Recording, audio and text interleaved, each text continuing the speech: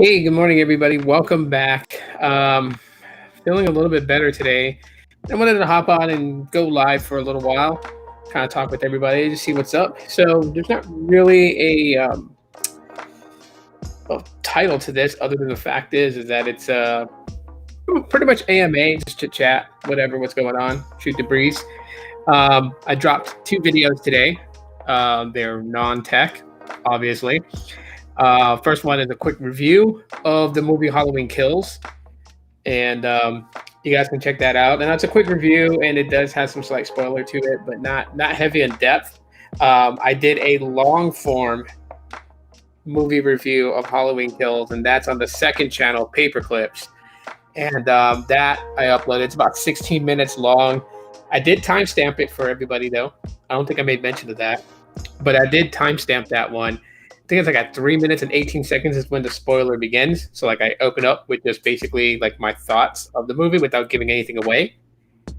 And the visuals, yeah, it's slideshow visuals for the movie, from the movie. But it stays to the title of the movie for the parts that's non-spoiler. And when the spoiler begins, I have some visuals from segments of the movie. And that way, I'm not giving anything away. So I'm, trying, not really trying anything new, but just, shoot, I'm in a lot of pain still. But yeah, just trying to, just trying to do something a little bit different. Halloween is my favorite time of the year. It really is. So you guys know that. Every October, I tend to try to do something a little bit different, have like a different intro, and kind of go that whole entire route. So I just kind of want to recap the week. Is really what I'm going to do. What's up, Mark? What's going on, man? I'm just going to recap the week as to what's been kind of going on, the movement with tech. Also, I'm very excited that we're getting 3 days of tech events starting Monday with Apple's event. More than likely, talking about the MacBook. I think with the M2 chip is what I heard, or a Mac Mini with the M1. I don't know. All I know is that I'm going to watch the Apple event. The 19th is Christmas for me. That's the Made by Google event, and I will be live reacting to that. So yeah, I think to kind of be safe, I probably will be live and just have like a separate monitor showing me what's going on. I don't know if I'll be able to like stream the event and have it on here. I may try. I don't know how I'm going to do it, but I'm going to do it. And so we have that, and then we have the Samsung event, the Samsung Unpacked 2, come the 20th. So 3 days of tech is actually pretty nice. And you know what? Like, I'm just going to say it to the battlers on Twitter and that's going bananas and going all over the place. Shut the hell up and just enjoy the fact that we got 3 days of tech events, right? Apple, Google, Samsung. Like, I get it. I kind of laughed when I heard that Apple announced that they were going to have an event on the 18th of October. I was like, oh, okay, kind of worried about Google and their Pixel, so you want to steal some of their thunder. And then Samsung was like, we're going to have an Unpacked 2 event on the 20th of October. And I'm like, everybody's trying to steal Google's thunder. But you know what? I mean, it's competition, and competition's great because we the consumers, we win. Next week is looking to be dope for the entire tech world. It is. Sony has Thursday too. New camera and a fancy one. Nice. So now we have 4 days of tech events. Basically almost an entire business week, right? Who's going to claim their Friday spot? Maybe Huawei. Maybe ZTE. Who knows? But all I know is that the bickering and the arguing and over this stuff, like, it's getting old and played, right? I mean, I don't know. If to me, if you're a real geek, if you're a real nerd, it doesn't really matter. Point is that we're gonna see some really, really new cool shit, and that's the only thing that really matters there. It's not, what's up, B-Tech? It's not about just like one thing or another.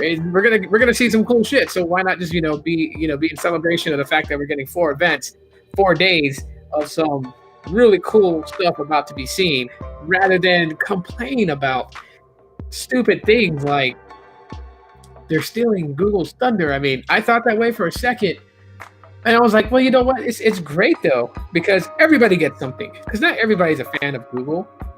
Not everybody's a fan of the Pixel phone.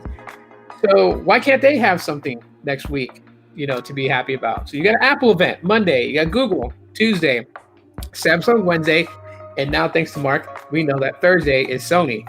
That's obvious, and that's awesome. Techtober, Broketober. No, actually, B Tech is part of Team Pixel, so he doesn't have to do what I'm gonna do. I'm gonna buy my Pixel 6, and I know there's some people who don't like it. I really can care less what people like, because what people like is not what I like, and what I like surely doesn't mean that people have to like it. I know I'm gonna go broke. I wish I can say it, but I can't. Two reasons why. One is because I'm not trying to give up any sources, because that would totally suck. And two, even though I say that the source is credible, there still could be a chance that things changes. However, yes, to the person who asked me on FB, yes, I do have wind of the pricing of the Pixel 6 and the 6 Pro. That's why I'm going for the Pixel 6. 1, smaller form factor. 2, right around my budget. You will be a part of Team Pixel soon enough. No, I don't really care. I had a long thought and debate and just thought process of it, right? And you know what? I just feel like that constantly talking about it and talking about why I wanted to be a part of it doesn't seem like it fits. Being a Pixel super fan does, and believe me, I'm trying to go all out being a Pixel super fan, being a part of the group and everything like that. Although it sucks, man, because they announced that they were gonna have a special live stream on the Pixel super fan page, and 10,000 guests were allowed to be in to watch it live, and Josh Vergara is hosting it. And I was upset because when I got the notification, I was like, man, this notification was posted like freaking a minute, like 60 seconds ago. I go in to RSVP my spot in so I can be in and watch, and it's like all the slots are taken. And I was like, I mean, that's just like, it's aggravating, because this is where Josh Vergara was going to host the live stream specifically for Pixel super fans. We were going to get to hear from all the developers of the Pixel 6 more in depth of why they chose to do like the design of the body, how well does the software optimize and integrate with the hardware. All these things was going to be said. All the things that I want to hear about, that I geek out on. And I try to secure my spot to get in there so I can watch it, and it's booked. 10,000 people already claimed it in under 60 seconds. And the funny thing is like I get the little message pops up and it's like it's full, but don't worry, because we're going to release that live stream. We're going to release it in segment videos on the Superfans page on Facebook. And I'm like, I don't want to watch a replay. I want to be there to see it live. So it's like, oh man. But I mean, these are some of the cool things about being a Pixel super fan, which also I want to dive into about that. So the Pixel super fan, I will tell anyone right now straight up, it's no longer exclusive. It's no longer exclusive because more and more people are joining in, and you don't even have to be invited to join the Pixel super fans. You don't have to be invited anymore. I know people who have gotten in only because they found the Pixel super fan Facebook page and they requested to join. Now, big answer to the question that people ask, why is Pixel Superfan only on Facebook? And the real logical answer to that is that Google Plus died. Google Plus is gone. I'll tell you guys right now, if Google Plus was still a thing, if that social platform was still active and live, if Google didn't screw the pooch with that one, then the Pixel Superfans would have been on Google Plus, because you could have made a community on Google Plus and you could have made that a private community, which would have made it exclusive. But that's why it's on Facebook, because Facebook is a social platform that can create a community and kind of keep it more of an exclusive community. What they were intending to do, yet people are able to join in from the Facebook side. If you find Pixel Superfans, like their actual group page, and you'll know it's their page, you'll see the amount of members they have, and you'll see that it's private. You can request to join and they'll let you in. So you don't have to wait for an invite from the Pixel Superfans. You can join in because that's majority of the perks goes there. With the Pixel Superfans, there are some perks that only are given to those who have received an invitation, filled out their form, and submitted it back to them. Because like I had to do that. I had to like fill out this form that basically gave them all the handles to my other social accounts, like my Instagram handle, my Twitter handle, my Reddit page, and submit all that. Those people get exclusive perks. I don't know initially what all the perks are because they just do them as they go along. The most recent one they had, which, you know, when I got my invite to Pixel Superfans and I joined, I had missed it by 3 days. So they had closed out this giveaway contest where you submitted in why you think a person that you know needs to have a Pixel phone to know what Pixel phones are about. And you would submit your reasoning. They would go through all of them. I think they selected like 10 or 15 people. And all you had to do was when your Pixel 5a arrived with all these different goodies, the Pixel 5a wasn't for you, the person who entered the contest. It was for you to take photos and videos of you giving it to the person that you want to try a Pixel and getting their reaction to getting a Pixel. And I think like 15 people posted stuff on there. So it was really cool. But yeah, I mean, that's pretty much, you know, Pixel Superfans. I mean, you get to talk their ear off and bend them a little bit about the Google Pixels. Michael Peppertech said he's going to throw an event on Friday so we can have a full week worth of tech goodness. That's awesome, man. Definitely curious on how the new Tensor chip will change its performance. Might possibly want to upgrade to the iPhone 13, but won't get it until Christmas.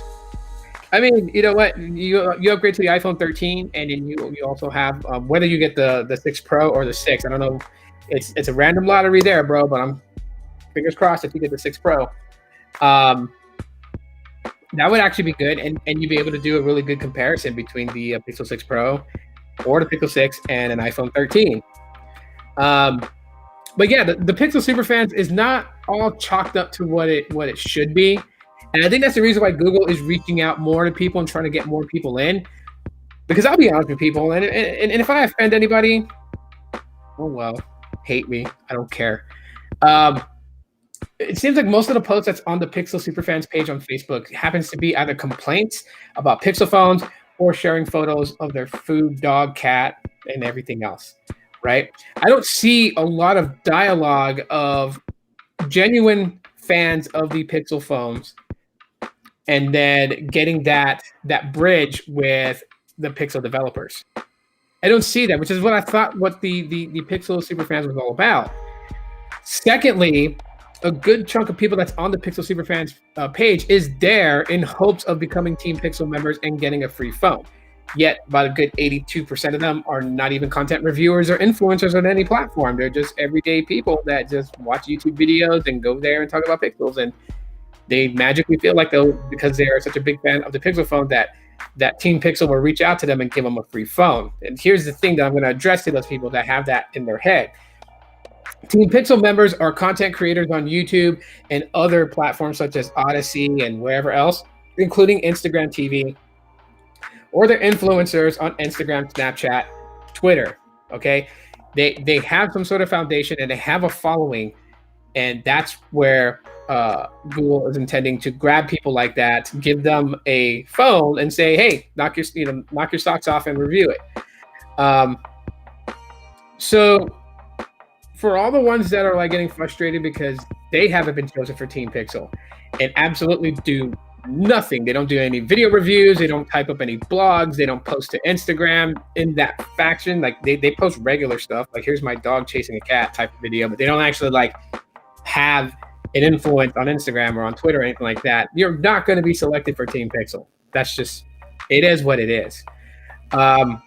You can always go a different route too, especially if you're a content creator who hasn't been invited to Team Pixel and maybe got a good amount of following. You don't, because Team Pixel is not really choosy, right? You can have 1,000 subscribers and they totally will still invite you in. But if you're a person who does make content and stuff like that, and you still haven't been selected yet, there are other options and other ways to do it. You can rely on your fan base. Chris Perillo is literally sponsored by one of his viewers, I believe, who is going to order him the Pixel 6 Pro so he could do a review on it. So he's excited for that. Now, people can talk mass shit about somebody based upon how they interact with their fan base, but to me, it's just like, stop caring about what other people do. You know what I mean? If somebody wants to buy Chris Perillo a Pixel 6 Pro, then that's what it is. You can always find other avenues through it. Me personally, I'm going to buy mine. Not the 6 Pro, but the 6. I want the green one. I really want the green one. I think I'll set the tone off for like I have the Pixel 5 and sort of Sage. So having like that little green one is like, yeah. Chris Perillo is OG. Yeah, Chris Perillo is a real awesome person, man. I'm connecting on him and on that level, being a long time, subscriber of his channel and follower of all the things that he does, whether it's tech related, Star Wars related, 3D printing, or just even nowadays, like I'm thoroughly enjoying, a lot of his life advice clips that he does. Like, of course he posts them as YouTube shorts. On Instagram, he posts them as reels. On Twitter, he just posts them. They're like, they're under a minute clip. Like all those things are actually really cool with Chris Perillo. And a lot of the advice that he gives is really good advice. So lately, I've been connecting with Chris Perillo. I've been, commenting a lot, getting, response back from him, stuff, whatever. I missed the locker room. See, the thing about Chris right now is that, of course, he has a family to provide for. He does still work at Intel, but he also, does live streaming for additional finances. So he's more active on Twitch. So if you really want to see a lot of the stuff that he does, you got to go to Twitch. He streams every day, 6 p.m. I believe his time, which is in Seattle. So he goes live on Twitch. He is starting to go live back on YouTube. Like Saturdays is when he does his Tech Time live stream on his YouTube channel. He's beta testing that right now. If there's a lot of people that become members of his YouTube channel, then he will dedicate a time slot to doing live streams on YouTube. He does live stream daily on Twitch, and he's going to stick with that. He may start to do live streams more frequently on YouTube. It depends on how many members, become members of his channel. And then on top of that, he is also going to be hosting Twitter Spaces. Depending on the subject that he's going to talk about on Spaces, he will reach out and get a guest host with him on it. So he's doing a lot of moves, in basically tying everything that he does together. And I think the reason why I relate a lot with Chris Perillo is just because, like, while I do love talking about tech on YouTube and stuff like that, I like to kind of eat outside my plate. And there's just a variety of things, and I can really relate to the stuff that he does. Dang, man, you brought up Justin TV. That's been such a long time ago. Friggin' algorithms. Yeah, YouTube, you got to beat the algorithms, man. And people can always make a video talking about they know how to beat the algorithm. And then at the same time, it's just like, Mark, thanks for coming in, man. Really appreciate you for being here, and happy Saturday to you too, up in Iowa. Wait, Twitch is like YouTube. No, Twitch is more for live streaming. So it originally intentions is for live game streaming, right? So a lot of the heavy people on there are gamers, and they stream gameplay for like 8, 9, 10, sometimes even 12 hours. Playing like Call of Duty and all these other games, right? You also have podcasters on there, and Chris Perillo, he's a variety streamer, is what he calls himself, and his stuff is more like podcast. Like he goes in all different realms. He can start off talking about the iPhone 13 Pro Max, which he recently got. He could talk about that phone, and then the conversation will lead into the Pixel 6 Pro, lead into 3D printing, it'll lead into just all the stuff that he's interested in, and so it's like a podcast. But yeah, you can podcast on there, and the way the community is set up on Twitch is far different than the way it is set up on YouTube. Over there, they have different things that you can do. I'm not fully aware of like Twitch and all its other stuff. My younger brother is a Twitch gamer. So he does all that. He's mostly active on Twitch, and he's got a good, fan base following on Twitch. And I think he's already monetized on Twitch. So he's making some extra cash with his live streams on Twitch. I've started out on YouTube, done YouTube, live stream on YouTube, and so I'm kind of more familiar with this platform, and there's a reason why I'm on here. I do multi-stream to different platforms like Facebook and Twitter. That allows me, to branch off in different areas. But YouTube has always been like the main part for me. for where I live stream and things like that. So Chris talks about everything, not just tech. Exactly. That's why he calls himself a variety streamer. And you can really see just how passionate he is about that, because when you go in there and you acknowledge the fact that you enjoy his variety streams and how he's all over the place, I think for him that's like giving him like a badge or like giving him like a cookie, and he's really happy about that. So we gotta give it up to him, that he does what he does. And so, of course, a lot of things, that I relate to with the things that he says. Like, I'm a software person. I feel like software is one of the most important things of using technology, especially like smartphones, is going to be the software. People disagree. They want to argue with me sometimes to talk about, no, it's the hardware too. It's the hardware too. And yeah, the hardware plays a small percentage of how good a phone is. But when you're interacting with a smartphone, it's not always the hardware. The corner on the bottom of this Pixel 2 XL doesn't change how the performance is with the software and how it computes. That's what it is. You can be a Pokemon card pack opener or even a decently hot chick in the mini pool, or on Twitch. Yeah, that's been a trend lately, right? I play Pokemon Go, so I do watch other YouTubers who are about Pokemon Go, the game. And one of them is Pokemon Master Holly. And I feel bad for her because people kind of attacked her on Twitter, because she does her own thing. She does Twitch live streams where she's like, like in one of those waiting pools that you can buy at Walmart, and streaming and talking about whatever she wants to talk about. She has an OnlyFans too, which, people gave her a lot of crap for. Look, like, people are going to do things to try and survive and pay their bills and whatnot. You know what I mean? So I don't really judge people on what they do. Like, my kids can still watch her YouTube videos because she doesn't do what she does on Twitch or on OnlyFans on her YouTube channel. Like, on her YouTube channel, she keeps it strictly to gameplay of Pokemon Go. When you go on other things is where it starts to kind of change a little bit, and in dynamics and stuff like that, which of course my kids are not going to go to those things because they're not allowed to. Being a hot girl on Twitch is like the best thing ever.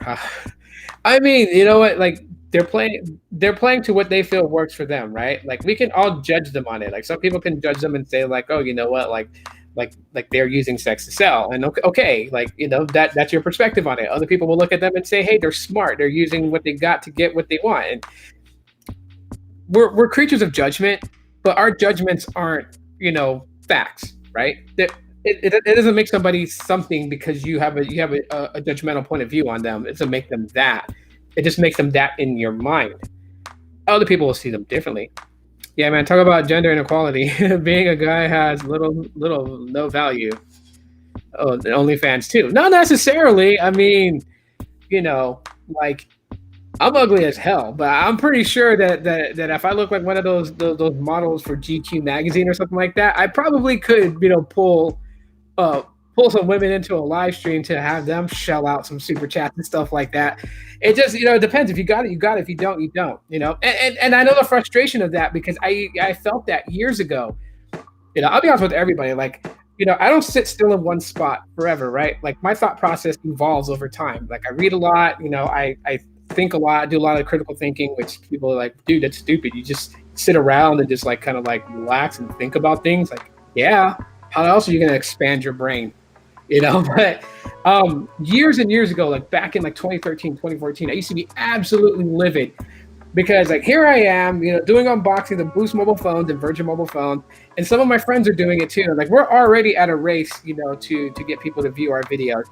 And then out of left field, just some girl decides she's going to unbox Boost mobile phones, but she's going to do it wearing a dress scantily clad and everything on her video.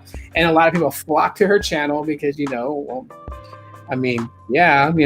lot of nerds and geeks who pretty much like stay sheltered and, they they're willing to put money towards.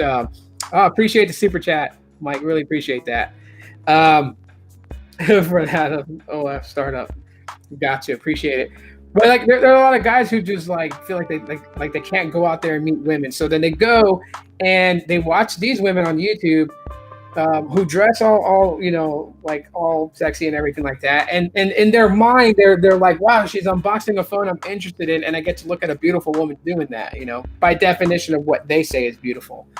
And I used to get livid about it. I used to be like, dude, this totally freaking sucks. Like, why can't you guys just go and talk about makeup? But that was so bad to even think that way. That was so bad. When I really started thinking like, dude, I'm starting to sound like a prick.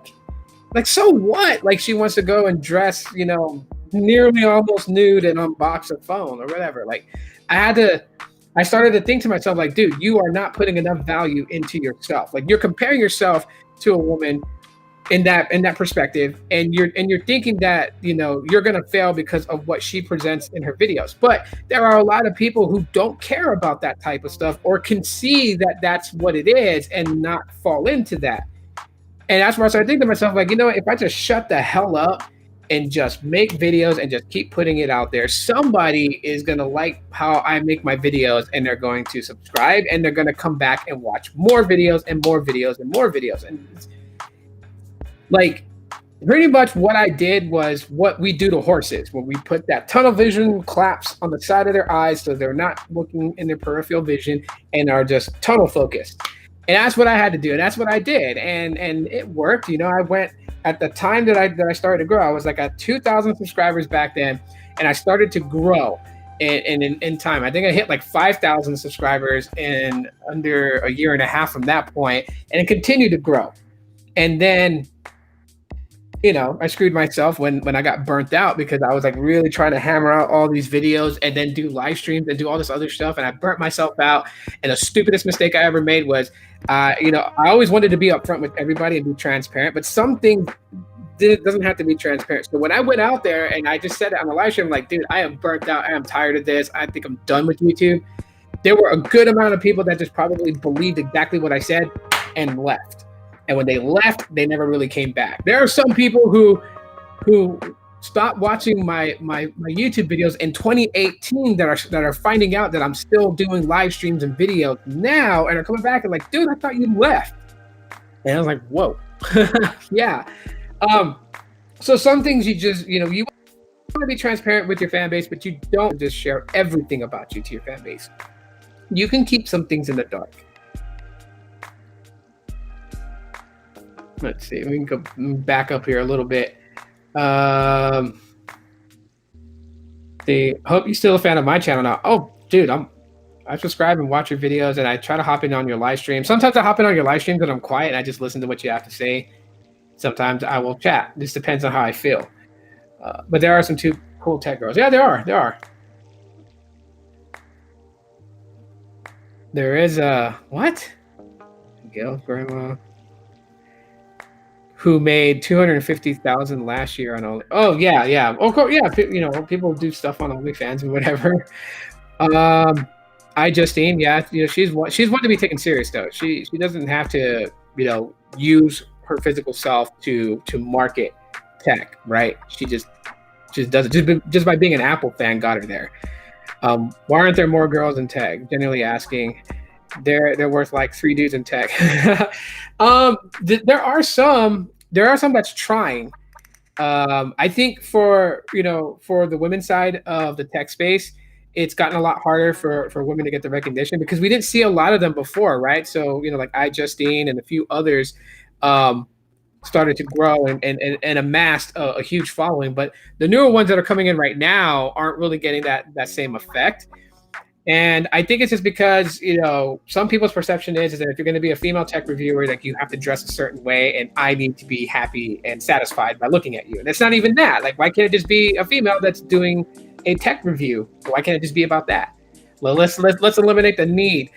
And this is where I go back to the nerds that's hiding in the basement that, literally just wanted to see like a woman by their definition as being beautiful talk about tech or show off a phone dressed up almost nude. It'll go back to the angry nerds that were into that type of stuff. B-Tech has a second channel that he specifically talks about crypto, so definitely check out his channel. I better go find that channel, B-Tech. Yeah, subscribe to his second channel. Tony, what's up, man? Hey, how's it going, dude? Hopefully no one buys. Jeez. How a fly get in here? Hopefully no one buys his Pixel 5. Because I really want to buy it, dude, but like I'm like really strapped for cash right now. Like I'm trying to catch up on a lot of bills that I fell behind on. So the moment that I have the money, I will let you know, and we'll figure out like how do I send you the money and everything like that, and then you can send me the Pixel 5a. But like if someone comes up with a 350 right now for it, then it's okay, man. Sell it, dude. I don't want you to feel like you have to hold it for me or anything like that. It's just if no one buys it by the time I have the money, I'll buy it from you. Since like a decade now already. Tech for your needs is in here. What's up, man? What's going on? Currently commenting on the Pixel 5a. Yeah. Hopefully I can put together some money and then buy Tony's Pixel 5a, not the one that he got from Team Pixel, because he has another one. I didn't even know that. Pixel 6 Pro, I'm super excited. I think a lot of people are. I'm not gonna go with the Pixel 6 Pro just because, like I said, man, I wish there wasn't all these types of things, or like there was a way for me to put it out there, but I can't, because then it'll pretty much identify a person who is leaking. But I can just say this: the Pixel 6 is right around my price range, what I'm able to actually pay out and stuff like that. I got young kids, man. The kids cost a lot. So my advice to anyone out there who's thinking about having a kid is make sure you are financially stable. And I mean financially stable, like you got money tucked away in a bank that you can survive off of for the next 5 years in case anything happened. You need that kind of finances to raise a kid. Yeah. So kids are expensive. They need things and they also want things. And you know what? Like you shouldn't really. I mean, you shouldn't really deprive your kids of like some of the things that they want, right? You got to find balance and all that type of stuff. Being a parent, like you can't give them everything that they want. You spoil them rotten. But then you can't say no to everything that they want, because then you're just only going to teach them that if they can't get it from you, they can find other ways to get it. And one of those other ways is not good. You're going to end up having a rap sheet. You don't want them to go that route either. Like you have to find the balance in things. My thing is I make my kids earn the stuff that they really want. Okay, so the things that they really want, every now and then I like to put a smile on their face and get it for them just out of nowhere. The things that they want, I make them earn it. That's why they have chores. And then of course, Christmas and all that other stuff that comes through, they get stuff, birthdays, etc. The things that they need, they always have. Like I will go without what I need or want to make sure that all their needs are covered. So, but like I said, hopefully Pixel 6 Pro, man, Pixel 6 I think that the biggest thing here is that chip. A lot of people are really, really interested in knowing how the Tensor chip is going to perform. And Qualcomm had to take a stab at Google with their little statement. And it's like, I mean, okay, I get it. Qualcomm's going to feel the pinch from this one. What's up, Isaac? Qualcomm's going to feel the pinch from this one only for the simple fact is that if this works out great, if this works really good, then obviously the Google and their Pixel phones are going to be in-house machined SoCs going forward, right? And while some people would be like, well, Pixels aren't even that big, so why would Qualcomm complain? They actually are. I mean, there are enough people already complaining that like the Pixel 6 and 6 Pro is not going to be sold everywhere. I believe it's like what? Only Japan is getting them in the US. I don't believe Europe is getting them, and I don't think India is getting them, which I think is stupid because India is a giant market, and trust me, they're huge on it. I subscribe to a YouTuber from India, and all he does is take whatever Pixel phone he has and goes out and takes photos and videos and puts a nice vlog together to show you guys that you can make some badass vlogs with a Pixel phone. He goes as far back as the Pixel XL and makes clips and videos. I will probably link his channel in the comments to this live stream later on today. I got to find his channel and then do it. And you guys can come back if you guys are interested in his channel and check it out. Real cool stuff. So like India is like a market that's popular with the Google Pixels, right? Apple is breaking into India. It goes to show you just how big of a market that is. And for Google to alienate them with the Pixel 6 and 6 Pro, I think is a horrible move considering that Google's going balls to the wall with their advertising, right? Like we see so much advertising for the Pixel 6. What did Qualcomm say? I don't remember exactly what their tweet was. Just find them on Twitter, like go to Qualcomm's Twitter and you'll find it. They don't specifically mention Google or the Tensor chip, but when you read the tweet, followed by all the red flags that they posted after their verbiage, you know who they're talking about, and they're signifying the red flags for, be careful, the tensor chip and all this other stuff. Really just trying to spook people into losing faith in that Google can actually successfully build an SoC. India is a giant stupid market. Is that what he said? Did I? No, it's a giant market. I didn't say a giant stupid market, but it's a giant market. Crazy insane market, for Google Pixels. For them to alienate that market this year around is crazy. Why is OfferUp notifying me? I'm not trying to buy nothing on OfferUp. Unless it's that lady that had the Pixel 4a 5G for $200. But I don't know about that. I'd rather hold off and get the Pixel 5a, and if it's still being sold by Tony, then I'm gonna buy it from Tony. And the I'm still good with my Pixel Buds. So I don't need a Pixel Buds A. So this Tuesday event, the one you're looking forward to most? Yeah, it is. I say it all the time. I'm a Pixel fanboy. I know yesterday's live stream, Technoid was like, trying to define me as a specific type of fanboy, that I'm the type that really enjoys using Google Pixel phones, like some of the things that the Google Pixel phones do, but I'm not shy to call out Google when they screw up.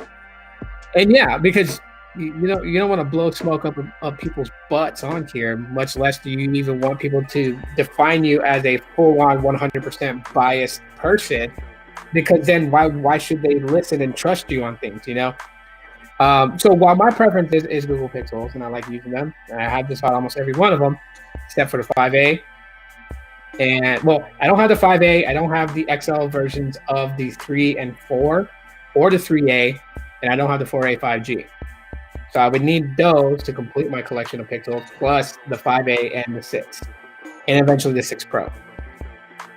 And then I have every one of them. Why do I have them? It's not so much for like a collection, in that sense. Eventually, like a lot of the ones that I feel like have really outlived their prime, I will frame them, and I will have like a wall of Pixels. I am also in the hunt for older Nexus phones. I got 2 Nexus phones from B-Tech Reviews, by the way. I got the Nexus 5X from him, and I got the Nexus 4 from him. So I'm still on the hunt for a Galaxy Nexus, a Nexus S, the Nexus 1. I would need also the Nexus 5, the Nexus 6, and the Nexus 6P to complete that collection. And then I will have all those, and I can frame them. When I secure the house that I want to buy next year, I can have like a room specifically as my office instead of shooting everything in my bedroom. And then I can put those, on the wall as visuals for when I go live and when I do videos and stuff like that. Have never had any of the regular Pixel devices. You've had all the XL models. I would say with the previous generations, like the earlier generations of the Pixels, the biggest things about the regular models versus the XL models is going to be size and battery. The XL models tend to obviously have better battery because they put bigger batteries in them. I never really quite understood what was up with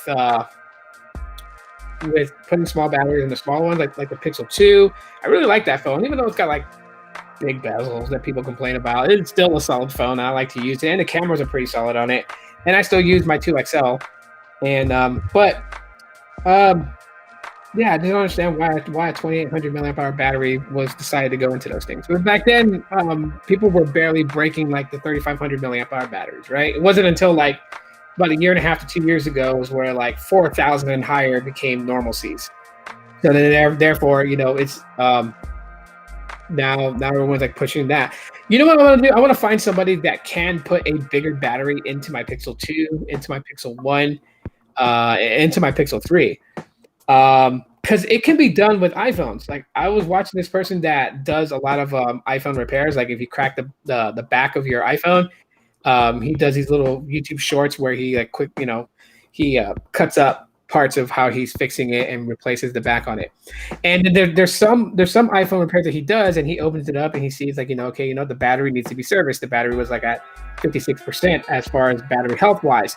And so like, we'll put a new battery in here, and then he'll take that battery out, then he'll put the new battery in, but he'll stop to let you know, like, let's say like the phone originally came with like a 2,900 milliamp hour battery, and he puts in a 3,500 milliamp hour battery. He's like, not only a new battery, but a bigger capacity for. And I'm like, dang.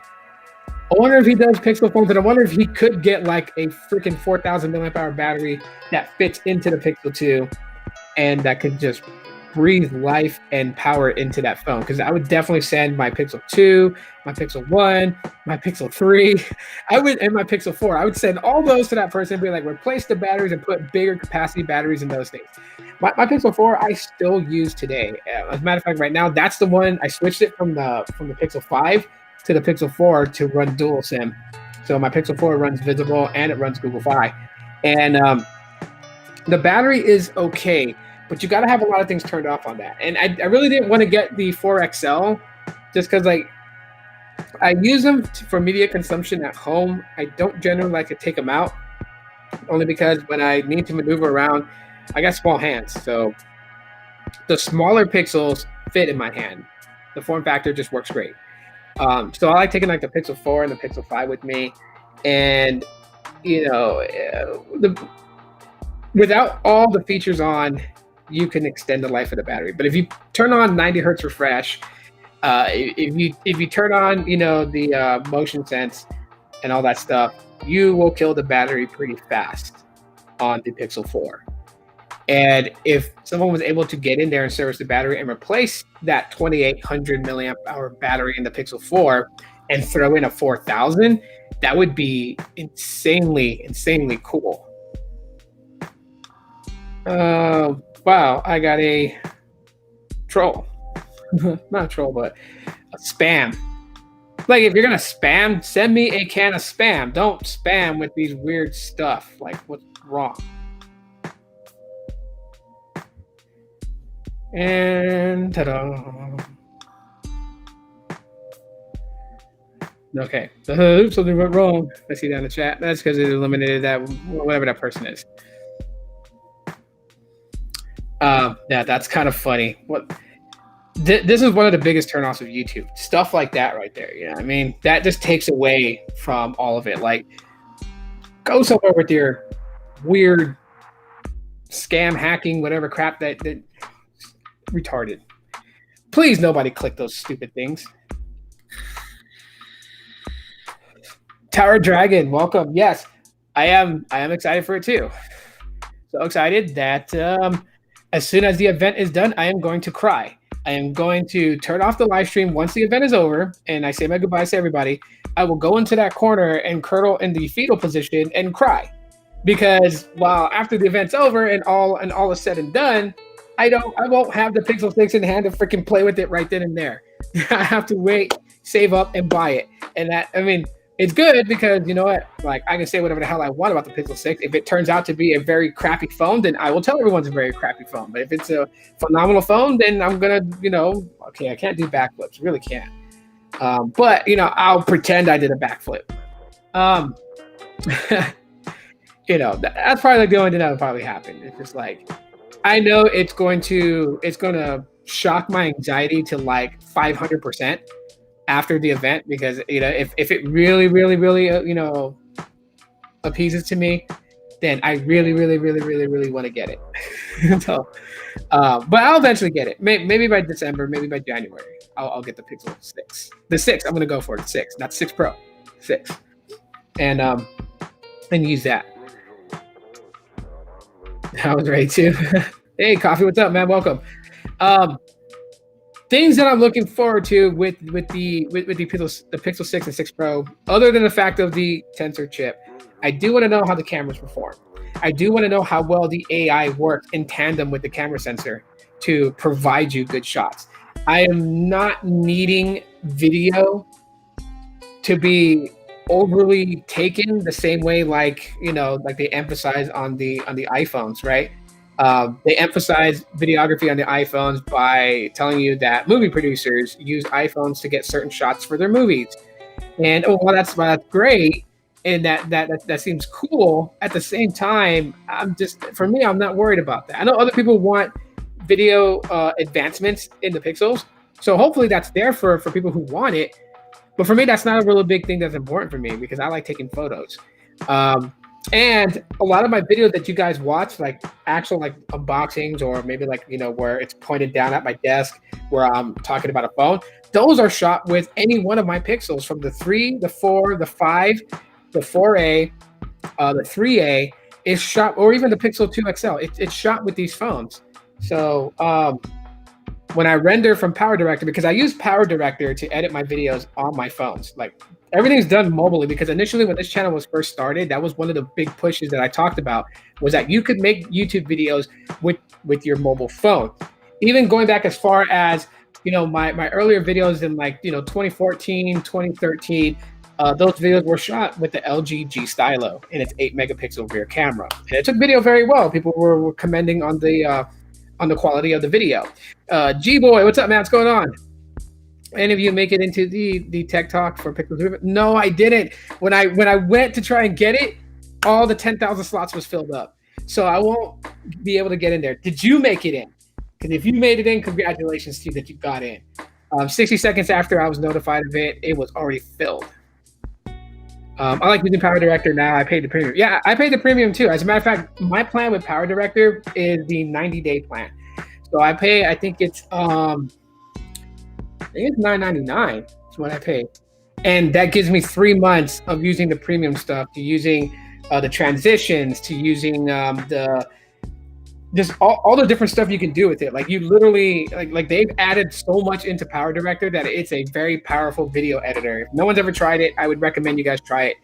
A lot of the stuff that you see, like in the opening of some of my videos from like a month or two ago, right? You'll see like these weird text appear as titles, and it's colored differently and it has different fonting to it.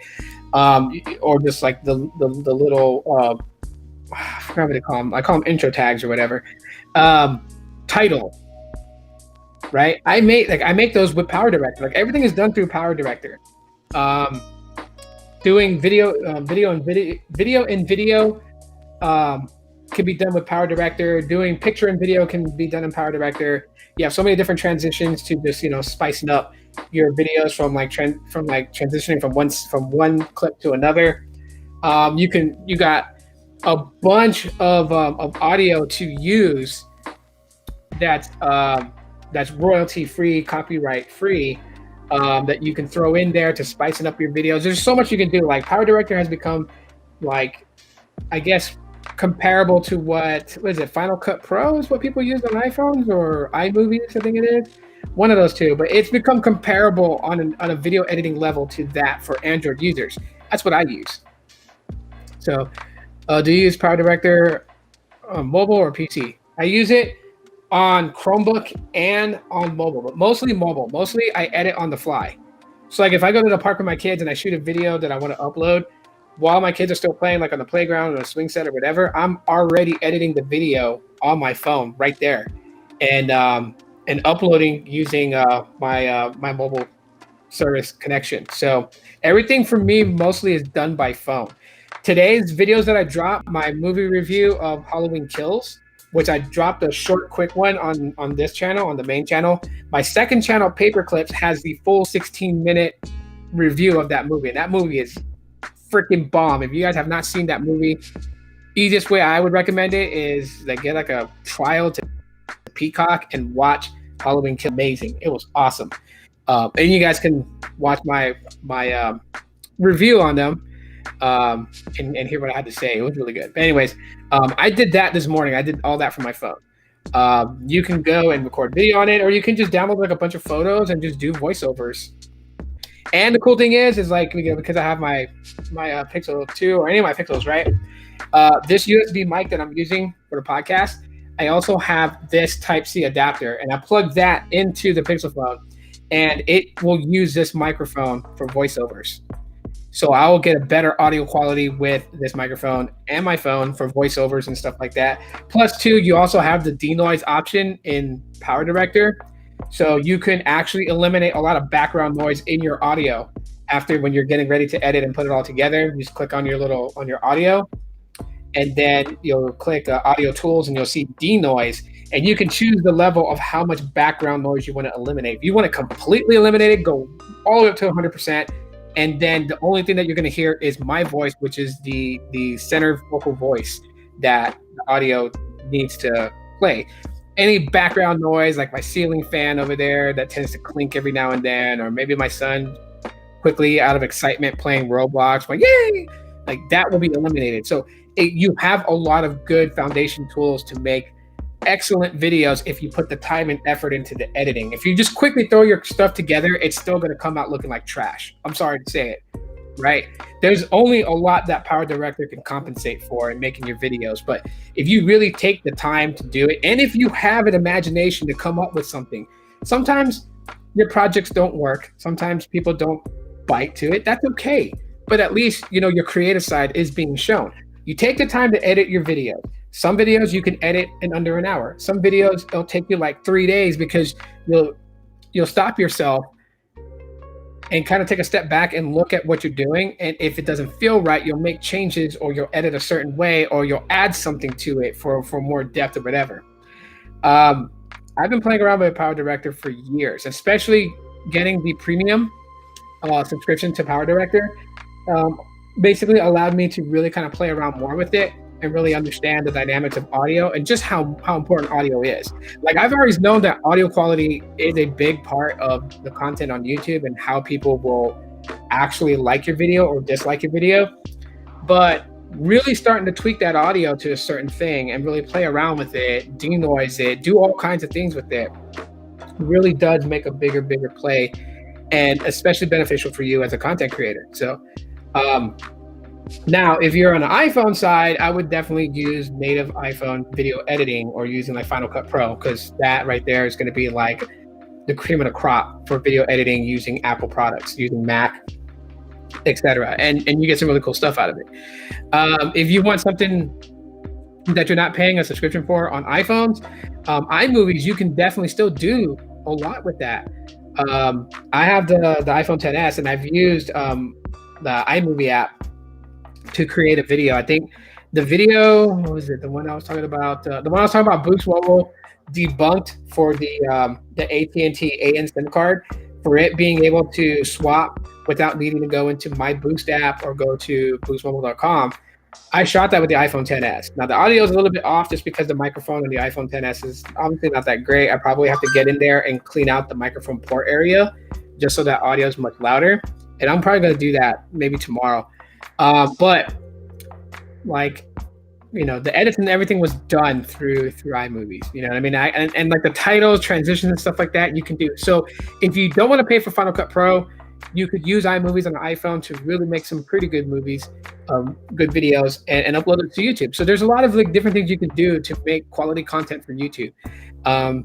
Of course, the most easiest way is spending about $3,000 to $5,000 on equipment to do that. But then you also got to think, the reason why people tend to do that is, one, they got the money to burn, and two, those equipment that they're buying to make content compensates a lot to make it easier for them to make the content, versus really just kind of going in there and having to use band-aids to patch up your videos to make it comparable to those videos that use expensive equipment to make. What are we watching, hearing you on through? So right now, what I'm literally using right now is I'm using a very old Chromebook. I stopped using my Pixelbook Go to do these. So a very old Chromebook that I have. I'm using a $30 JLab Go microphone. That is I believe it has it has omnidirection and cardioid, I believe, or it's a condenser. I forget. But anyways, I bought that at Best Buy. That's what I'm using right now to live stream. When I live stream, that's what I use.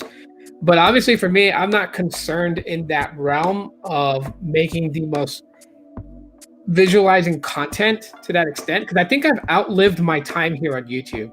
I'm like that old guy that's still there, but like, you know, no one really gives a shit about anymore, compared to what I was like 5 years ago, where things was popping and everything like that. Nowadays, I mean, there are new content creators that come in, new podcasters and stuff like that, and you know what I mean? Like, they deserve the attention of folks here on YouTube. What up, Sneed? What's going on, man?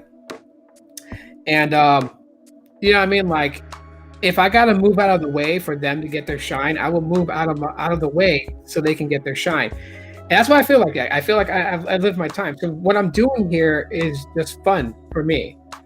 Initially, I did rely on the finances that I got from this.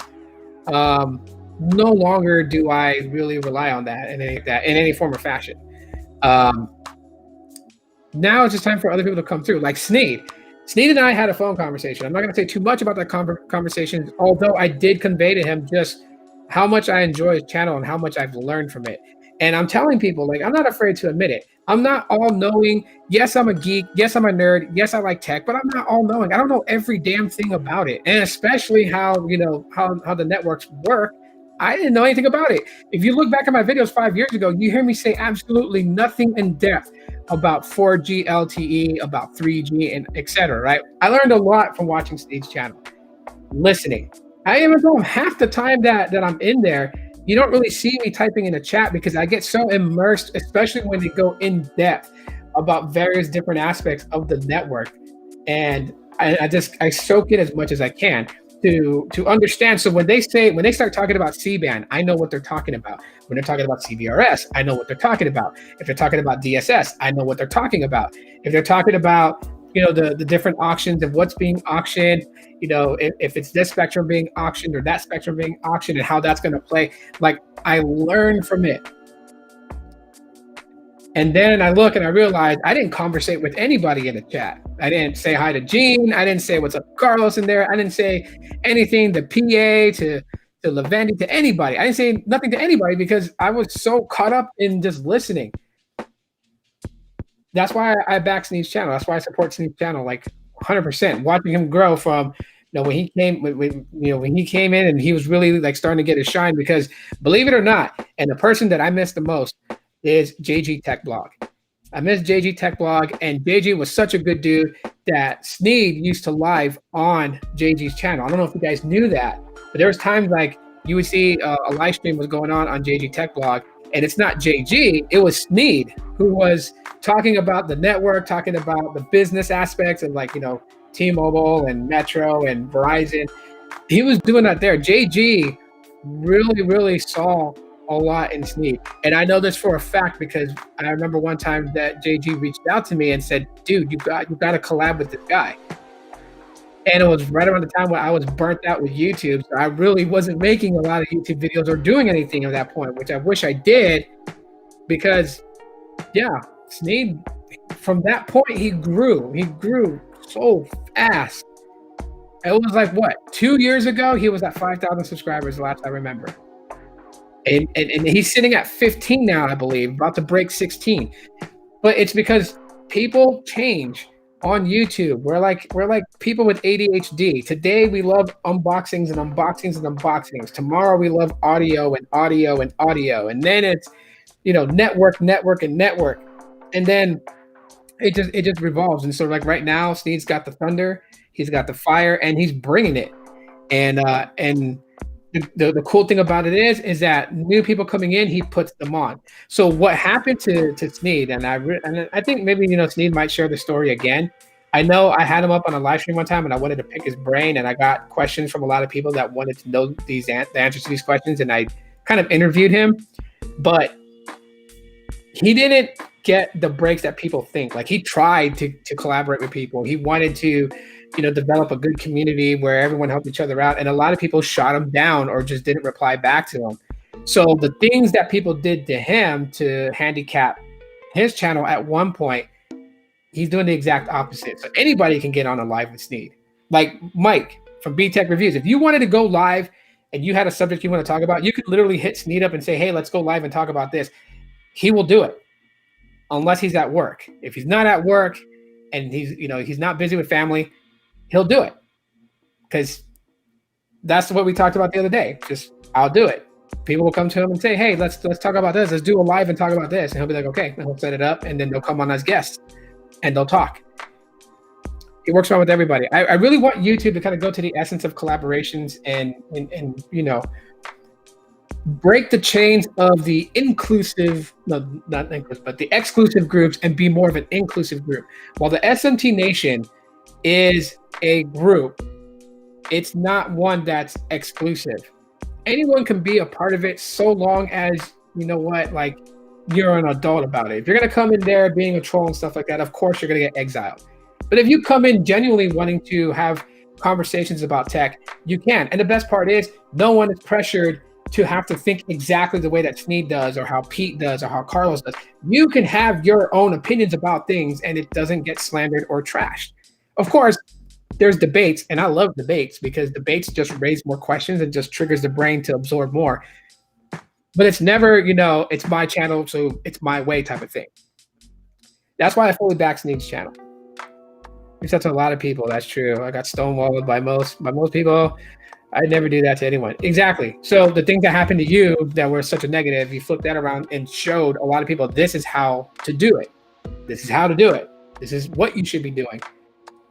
That's what YouTube has always been before. Before it got so mainstream and it got so commercialized and everything like that. YouTube really was about that. You had a lot of creators, and they gained success off of it, and then they would bring the next person up. They would help the next person out. They would constantly do it. They would constantly expose that person to their fan base, so that way they can get known and then eventually grow and develop their own fan base, and then they should do the same thing to somebody else coming up. That's how it's supposed to have been. Collaborations is what really a lot of people enjoyed and liked. Especially, it was so surprising to see somebody who was talking about a specific thing on YouTube end up on somebody else's channel who talks about the same thing. And it was just like, wow, 2-for-1 bonus. Both guys are great at talking about this, or both gals are great at talking about this, and they're now on the same video together. How insane is that? And even cross trends. Somebody who could talk about fashion and can dabble into tech, right? Because you can dress your iPhone and your Pixels and your Samsungs up with like really, really neat cases and stuff like that, and it cross trends. And into crossing and developing good collaborations and ultimately with YouTube, good relationships.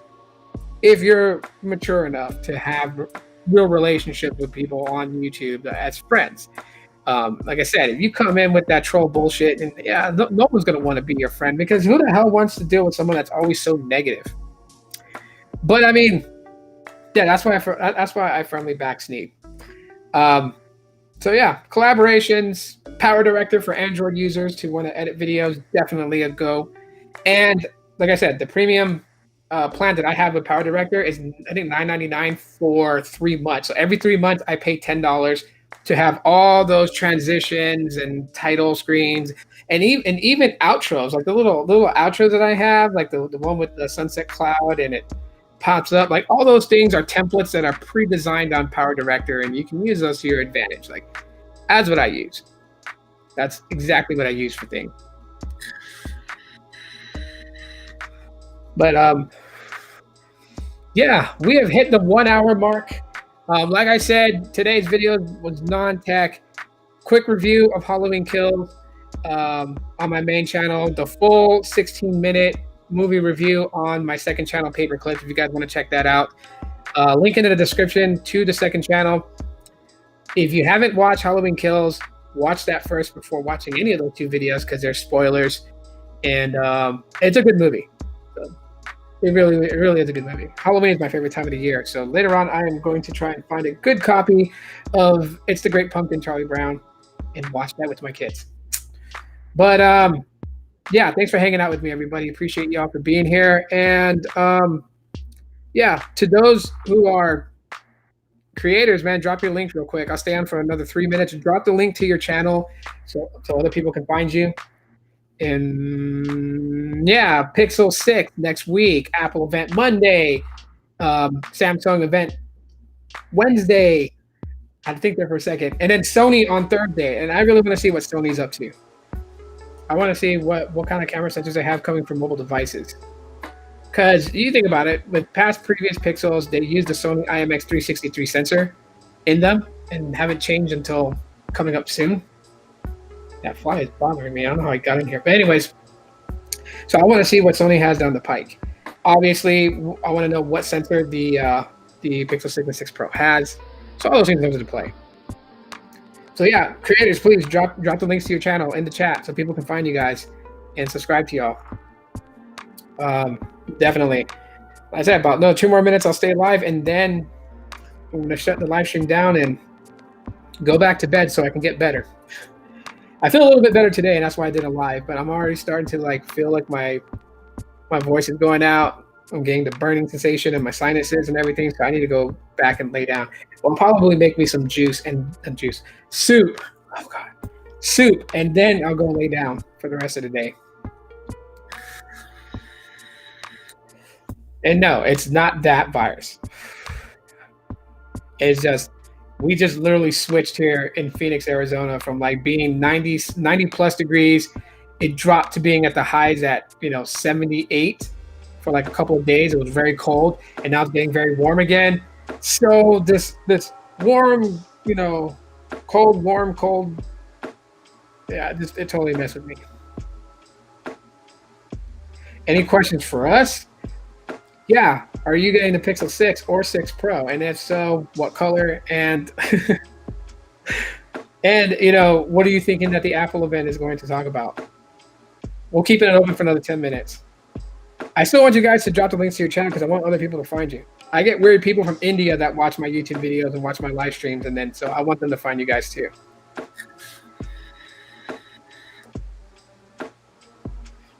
I think my kids are awake too. They finally woke up. I'm surprised they slept. They watched. It was my youngest daughter who planned movie night last night and wanted to watch Halloween Kills. Michael Myers is who she idolizes. Second to Michael Myers is Pennywise.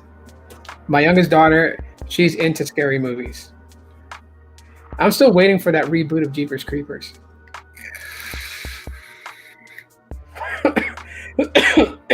I got two phones, one for tech and the other for who knows. Right now I'm rocking I was rocking 4. Now I'm only rocking I think 3.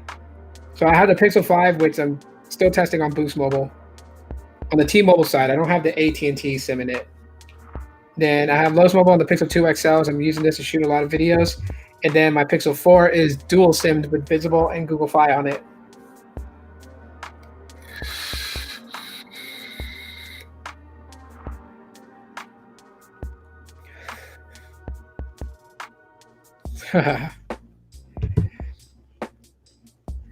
Yeah, drop your links, people.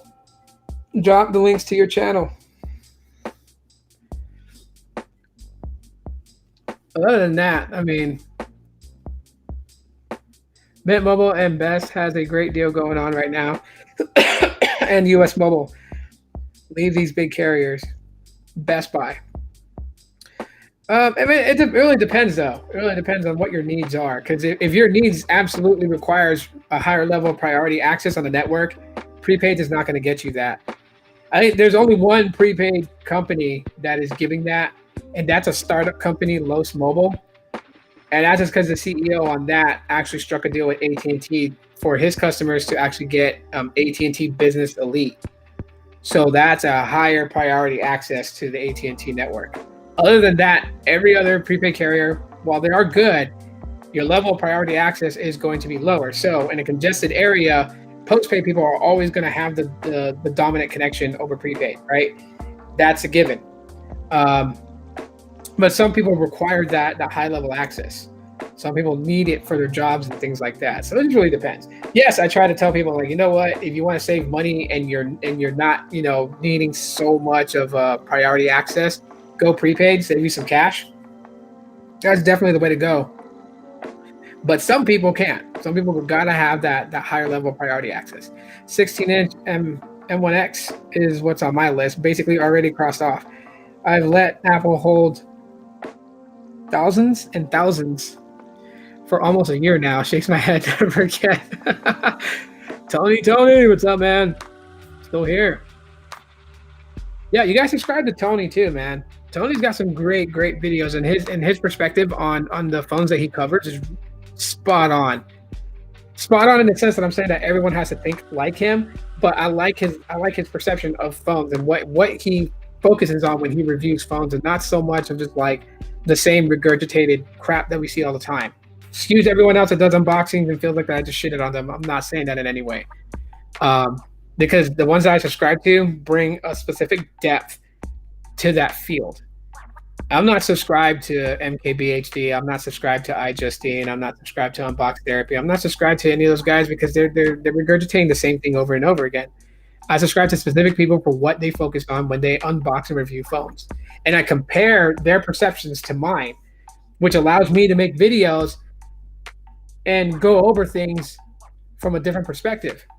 So it's like, you know, Tony, Sneed, I'm subscribed to Two Phones, BTech Reviews, Latrell. Like, I listen to what they say when they talk about a particular phone, and then it bounces off of me, and then I put out my perception and my perspective of things. Sometimes you just can't avoid the fact that it's going to be similar to what somebody else said, but you can always bring a different perspective. You can always try. And that definitely sets you away from having a video exactly like everybody else's. Mods didn't even approve the link. Oh, it wouldn't allow links to go through? Latrell's in his Toyota. That's where he is. He is driving in his Corolla and doesn't want no one to know that he is thoroughly loving it. Just picture Latrell with his smile, and that's him behind the wheel of his Toyota. Because he ain't here. So the Pixels still come with two SIMs. So the Pixels will support eSIM, and it will have a slot for regular SIM. But Pixels have never really had a slot for two physical SIM. It's always been one eSIM, one physical SIM. But yes, it will. That's not a feature that Google's going to take out of their Pixels. They're still going to, because Google Fi allows for eSIM activations, and you don't need QR codes or anything to do that. And you can easily switch from an eSIM to a physical Google Fi SIM if you need to, without needing to do all these extra steps. So the support for eSIM and physical SIM using a DSDS is still going to be there. He's back in Kenosha.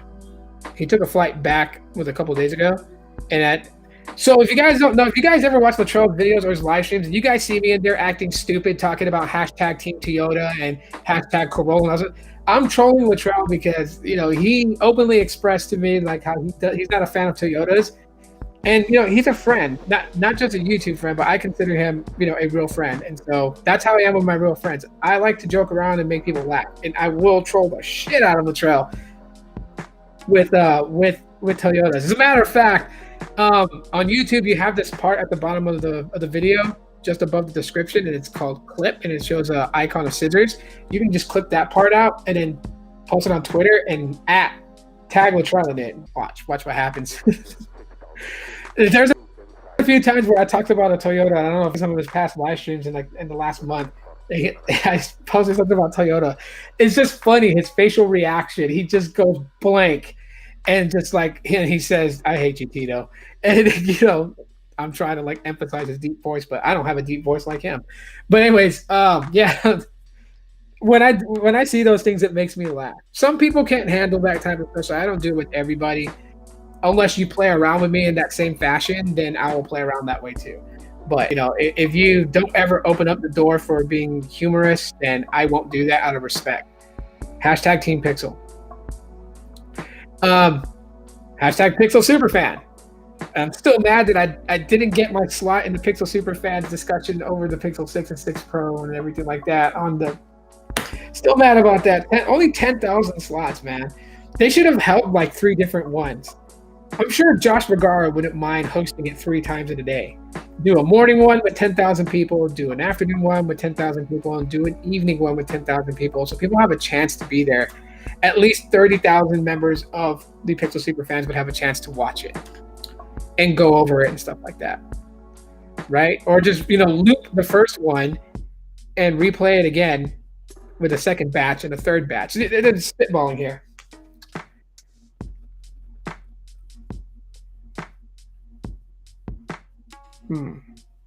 Any one of my mods, if you guys can, I think people are trying to post the links to their channel. I don't know if YouTube's being weird, but if it's asking for an approval to approve a link post, please approve the link post. If it's for somebody in the chat who's trying to push, if not, just comment in the comment section of this and put the link to your channel on there for people to find you guys.